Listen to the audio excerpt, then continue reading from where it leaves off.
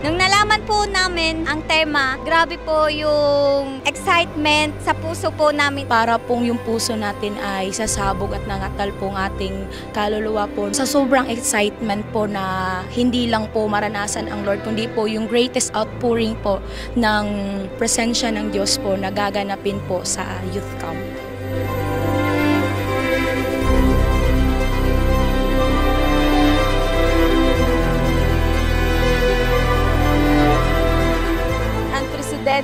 At kamangha-manghang bagay ang gagawin ng Lord. Supernatural and acceleration in the Spirit. Explosive po na pagdalaw ng Lord sa aming mga buhay. Ang greatest demonstration ng kapangyarihan at kalwalhatian ng Diyos ay aming mararanasan. At ito po'y mahahayag sa aming mga bayan. Tulad ng temang The Greatest Demonstration of God's Power and Glory, ine-expect ko na magmamanifest yan sa bansang kinalalagyan ko. 8 bilyon mahigit ang tao sa buong mundo. Ang daming fellowship. Jesus is ours in worldwide ministries. Living like Jesus, you are an exceptional. Bawat salita na lumalabas sa kanyang bibig ay talagang tumatanim sa puso ng bawat kabataan. At doon ko po nakikilala ng gusto ang Lord ng totoo. Unexplainable, talagang uncontainable yung nadarama natin even up to this moment. Nagtakda talaga siya ng kalalakihan, kababaihan para sa kanya. Bago siya bumaba, i-empower niya ang end-time judge tayo. Ang pagkakaiba, yung empowerment na tatanggapin mo ngayon ay 8 times greater, stronger kaysa naganap ng early church.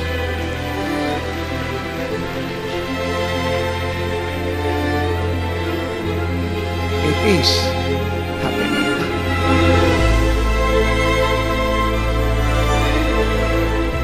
Sa Luzon, Visayas, Mindanao, Asia, Europe, North and Central America at sa buong mundo pong nanonood po ngayon, we welcome you to the Living Like Jesus Youth Camp 2024 with its theme, The Greatest Demonstration of God's Power and Glory.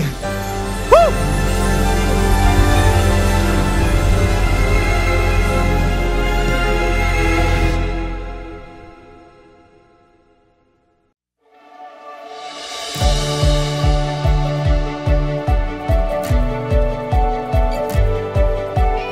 Preparation po namin sa pagdalo po namin sa gawain po ito ay intensive po. Na matagal pa lamang po ay naghanda na. Ang iba po ay nag-ipon, ang iba po ay nag-business. Sumama po kami sa 3 days corporate prayer and fasting. Kasama po nun ay yung malaking pagdidesire po namin na makadalo po sa lugar po na ito. To God be the glory po, andito po kami ngayon bilang patotoo po na ang Diyos po ay sumagot po sa aming pananalangin at pag-aayuno.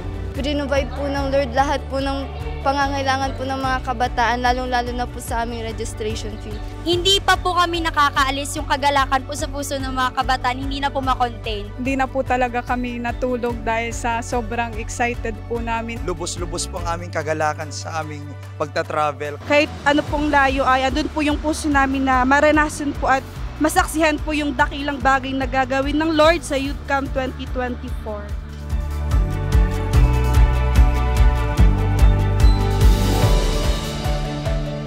Ako po ay isang kabataan galing po sa Tree of Life Christian Fellowship sa Lanao del Norte. This is my very first time po na umattend. Kami po ay newcomers. Kami po yung mga kabataan mula po sa Jensen Chapter. Galing po sa Davao Region. Sultan na galing po Lanao del Norte Chapter. Kami po ay nagbiyahe po ng 3 araw via land trip at saka via barko po para po makarating sa dako pong lugar na to. Kami po ang mga kabataan na galing po sa Tanay City Negros Oriental Chapter. Sa Iloilo City Chapter at 15 po kaming bumiyahe. Ang iba po ay bumiyahe 10 hours by land and 1 hour and half by plane mula po sa Palawan. Itsaga and Cabagan, Isabela. Ang biyahe po namin ay 16 hours mula po sa aming probinsya. Galing po sa Bicol. Nagbiyahe po kami ng 12 hours, ng 5 oras, Pangasinan, papuntang dwelling place.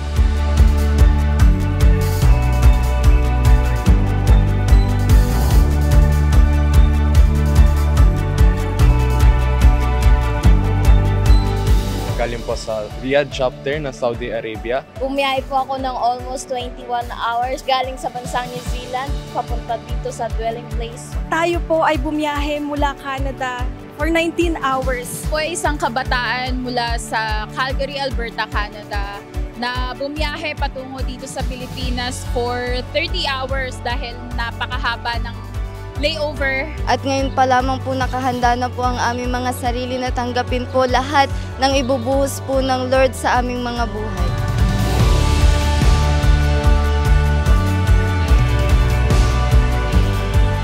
I am so much ready for what God will do to this Youth Camp 2024. I am so much excited to see and to experience the greatest demonstration of God's power and glory. Handang-handa na kami sa Living Like Jesus Youth Camp! We are ready to experience the greatest demonstration of God's power and glory.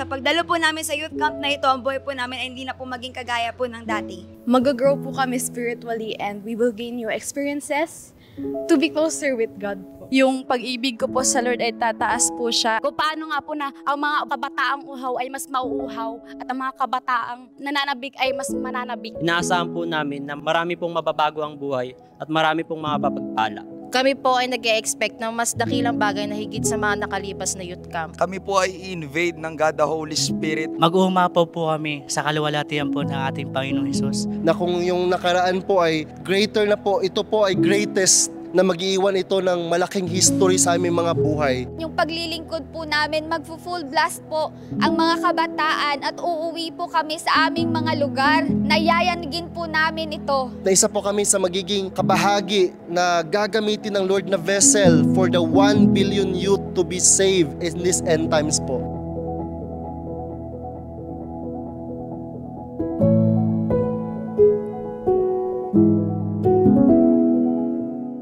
Let us make man according to our image and likeness. Ibig sabihin, may nag-uusap-usap doon. Hindi lang God the Father ang nag-create. Ibig sabihin, tatlo sila. Nandun yung God the Son and God the Holy Spirit. The Trinity is present in the creation. How can you embrace the will of God or the mandate kung hindi nyo kilala yung nagtuturo sa inyo? Kung hindi nyo alam kung ano yung buhay ng isang apostol na siyang tinutularan natin. Binigyan po siya ng mandato ng Diyos.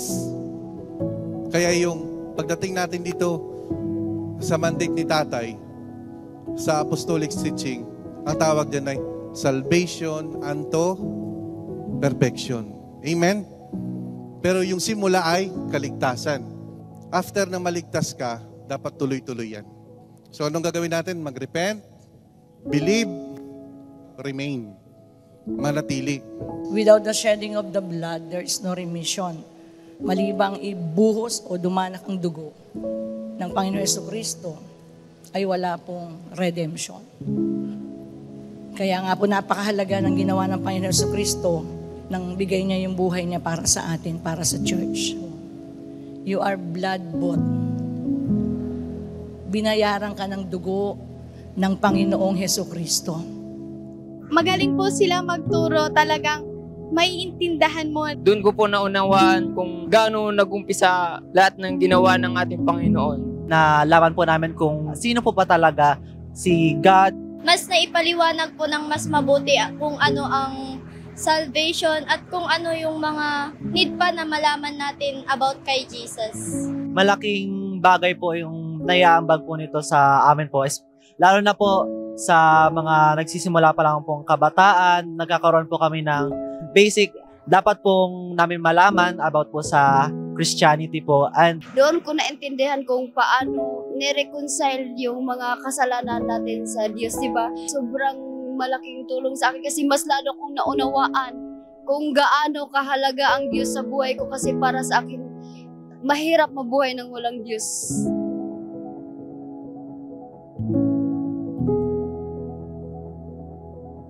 Nung sumapit po yung bukang liwayway ay hinatak po tayo ng Lord upang manalangin. Naramdaman ko po talaga yung presence ng Lord kanina. Niyayakap po ako ng Lord. Dinalaw niya talaga ako kanina. Puso natin na pinipiga. Grabe po yung presence ng Lord. Binigyan po ako ng isang revelation na yung mga kabataan po is lalong papalalimin ang pag-ibig, yung uhaw at gutom sa Lord.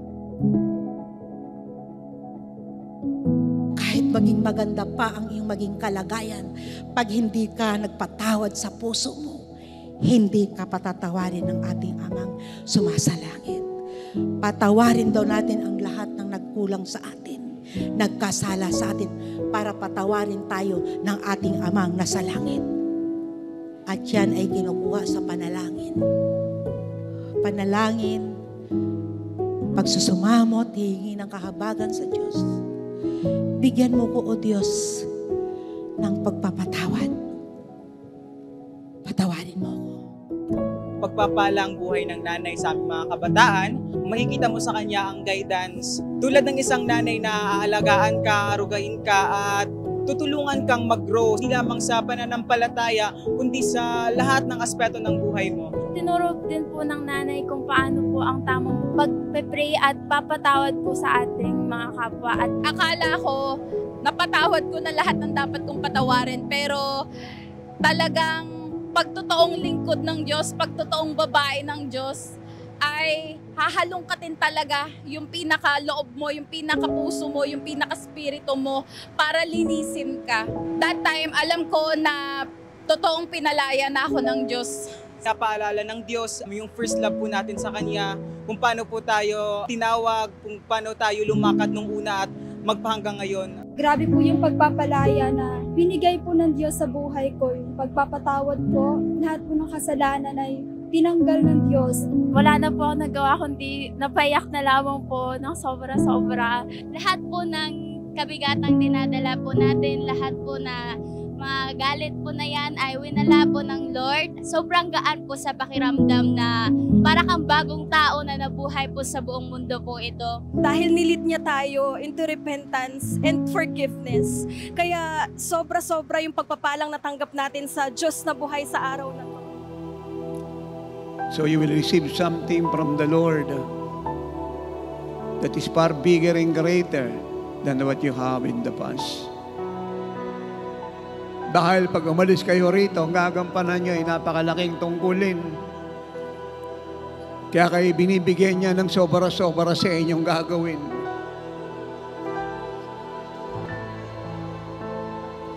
Ang nag-aantay sa inyo ay bago at dakilang bagay.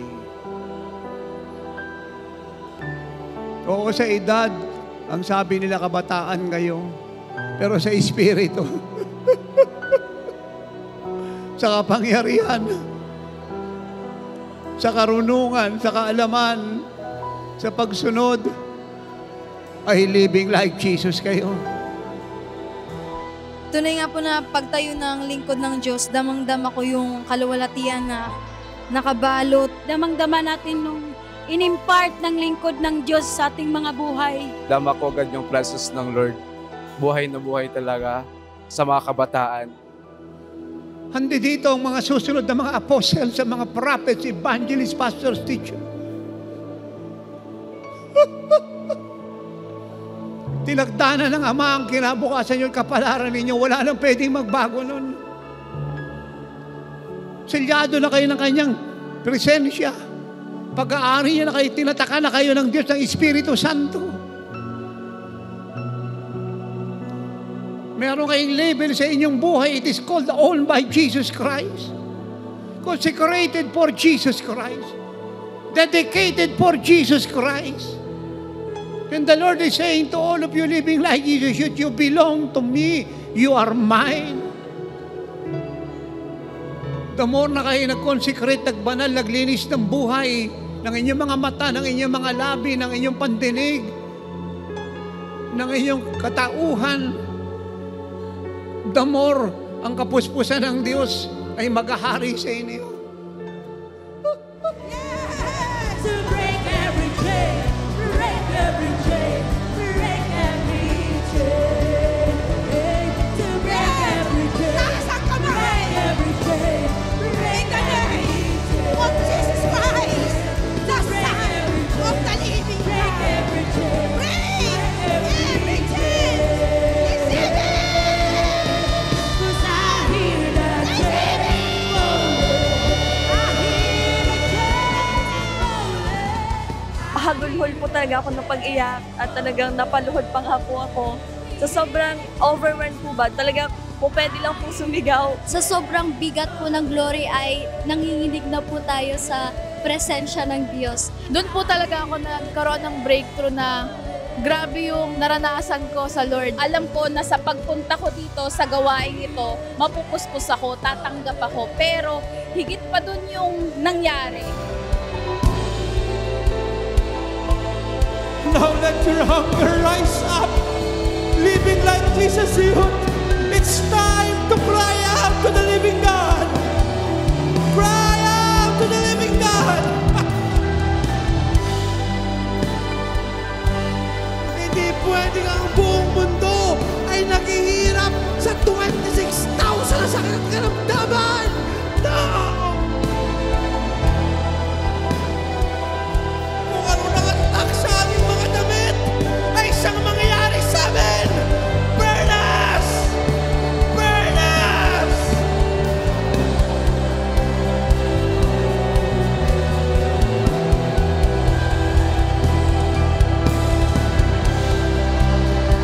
We are ready to manifest, to explain, to perform, that the world will marvel that the greatest demonstration of God's power and glory will be revealed and experienced.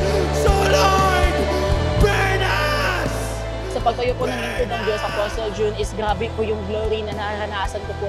Sa pag-iyak ko po, sa paghagulhol. Yung heart ko po is parang nag-break po siya. Na-renew yung love ko sa Lord. Grabe po, na-bless po ako na maranasan ko po yung ganong klaseng kaluwalhatian po.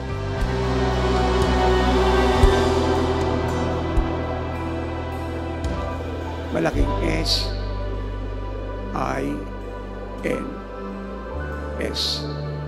Sins. Yun po yung number 1 enemy ng great, grandest move of God. Huwag natin kakalimutan yun. So with that in mind, living like Jesus, shoot Jesus is our shield worldwide ministries. You must be always in the upper room and ask the Father to help you. And you must pray sincerely na ingatan niya kayo at manatili kayong pure, holy, righteous hanggang mo ba ang Panginoon.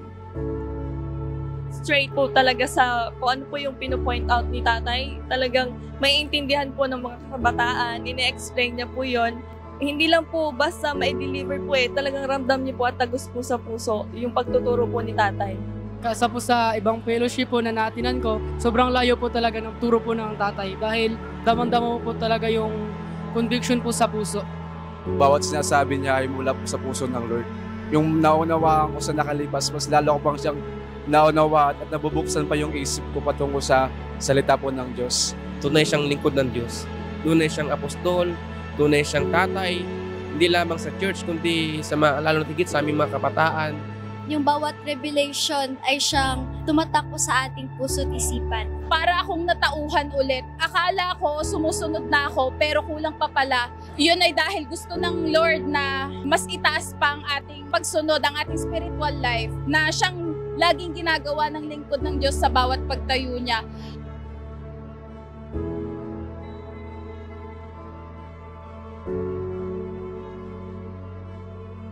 It is in the hands of the Living Like Jesus intercessors, the Living Like Jesus Church, who live in the upper room. Nasa kamay nating lahat ang end time move ng Diyos. Kaya lagi niyong alalahanin, ang 2013 walang tigil na prayer meeting ng Cinema 20.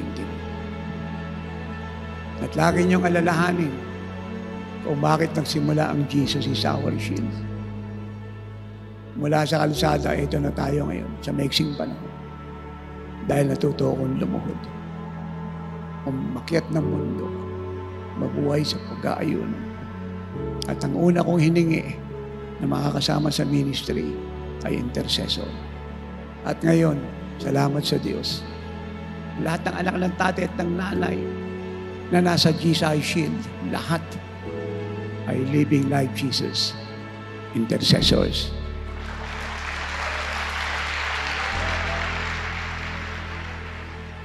I believe with all my heart that the same Spirit that Jesus has when He was baptized in the Jordan River ay parehas na Espiritu na pinuntunan ka. The same Spirit that manifested in Jesus Christ doing all His miracles is the same Spirit that's being manifested in your life. The same Holy Spirit that rose Christ from the dead is the same Holy Spirit that is living inside of you.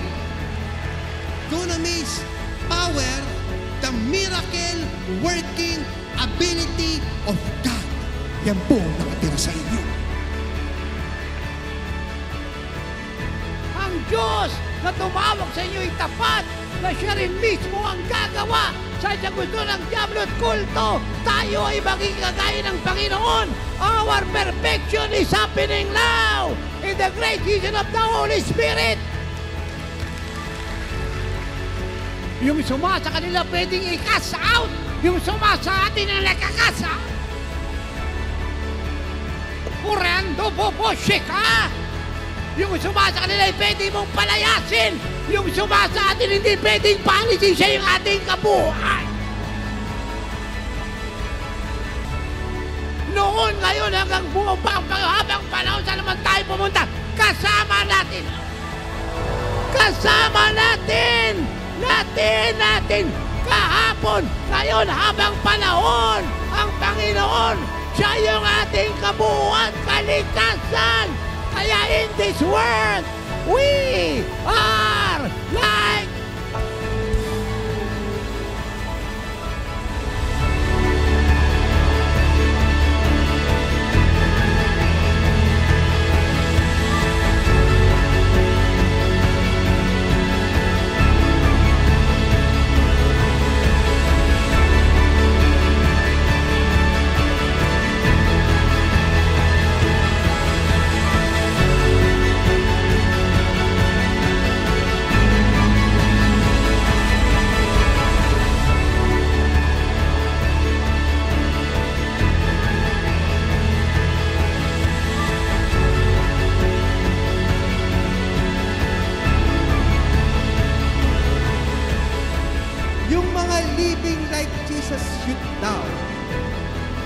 kaparehas lang ng iba.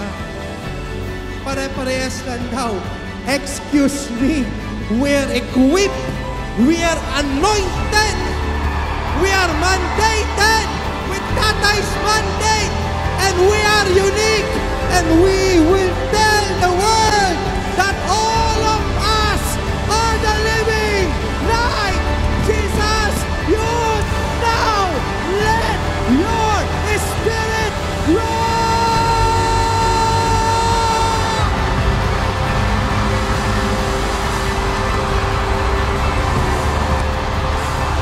Blessed, glorious, victorious, open heaven, a complete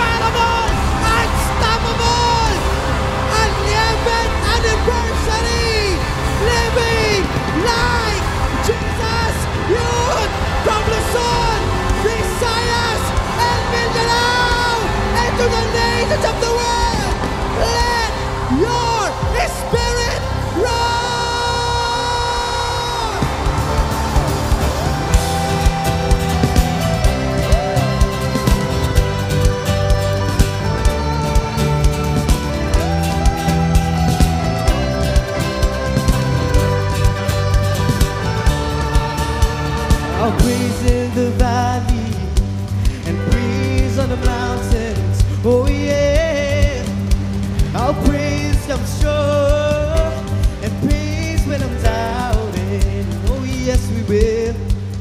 Grabe po yung experience natin dito sa Living Like Jesus Youth Camp 2024. Truly unforgettable, unexplainable, and uncontainable. Amen. Hindi po talaga nasayang yung desisyon natin na bumalik tayo sa bansang Pilipinas. Mula first day hanggang last day ay talagang sulit yung bawat karanasan. Truly, this gathering po is a blessing. Sa hindi lang sa amin, but sa daang-daan, libu-libong kabataan na nag-gather dito sa lugar na ito. Tunay nga na pag-uwi ko sa aking pong bayan sa lugar po ng Palawan ay hindi na po ito magiging katulad po ng dati. Talagang tinatak po ng Lord sa bawat puso't isipan po namin na siyang hindi po namin malilimutan at kapag kami po ay uuwi po sa Mindanao, ito po'y daladala po namin ng buong puso po namin at ito po'y iti-treasure po namin sa aming buong buhay po.